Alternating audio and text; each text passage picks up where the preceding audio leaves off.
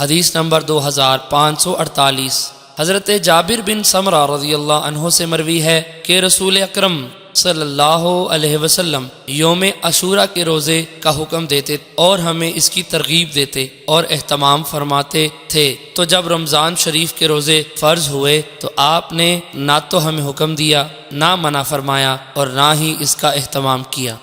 حدیث نمبر 2549۔ حضرت حمید بن عبد الرحمن کہتے ہیں جب حضرت معاویہ رضی اللہ عنہ مدینہ طیبہ آئے تو انہوں نے عاشوراء کے دن خطبہ دیا اور فرمایا، اے اہل مدینہ، تمہارے علماء کہاں ہیں؟